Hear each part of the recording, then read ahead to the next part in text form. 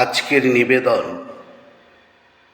সুনীল গঙ্গোপাধ্যায়ের কবিতা কেউ কথা রাখেনি। কেউ কথা রাখেনি, 33 বছর কাটল, কেউ কথা রাখেনি। ছেলেবেলায় এক বষ্টমী তার আগমনী গান হঠাৎ থামিয়ে বলেছিল, শুক্লা দ্বাদশীর দিন অন্তরাটুকু শুনিয়ে যাবে। তারপর কত চন্দ্রভূ অমাবস্যা চলে গেল, কিন্তু সেই বষ্টমী আর এলো না। 25 বছর প্রতীক্ষায় আছি। মামাবাড়ির মাঝি নাদের আলী বলেছিল, বড় হও দাদা ঠাকুর, তোমাকে আমি 3 প্রহরের বিল দেখাতে নিয়ে যাব। সেখানে পদ্ম ফুলের মাথায় সাপ আর ভ্রমর খেলা করে। নাদের আলী, আমি আর কত বড় হব?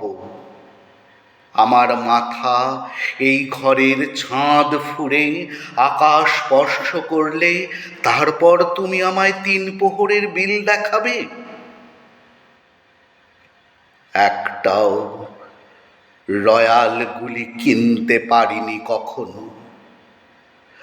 লাঠি লজেন্স দেখিয়ে দেখিয়ে চুষেছে লস্কর বাড়ির ছেলেরা। ভিখারির মতন চৌধুরীদের গেটে দাঁড়িয়ে দেখেছি ভিতরে রাস উৎসব। অবিরল রঙের ধারার মধ্যে সুবর্ণ কঙ্কণ পরা ফর্সা রমণীরা কত রকম আমোদে হেসেছে। আমার দিকে তারা ফিরেও চায়নি। বাবা আমার কাঁধ ছুঁয়ে বলেছিলেন, দেখিস একদিন আমরাও। বাবা এখন অন্ধ, আমাদের দেখা হয়নি কিছুই।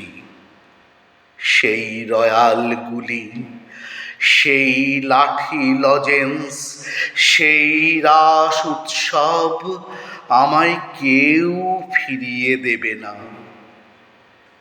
বুকের মধ্যে সুগন্ধি রুমাল রেখে বরুণা বলেছিল, যেদিন আমায় সত্যিকারের ভালোবাসবে সেদিন আমার বুকেও এরকম আতরের গন্ধ হবে।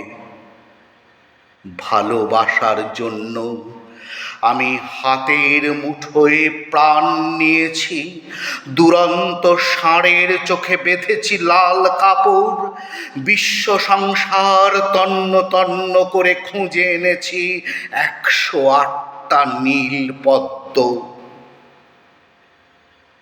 তবু কথা রাখেনি বরুণা।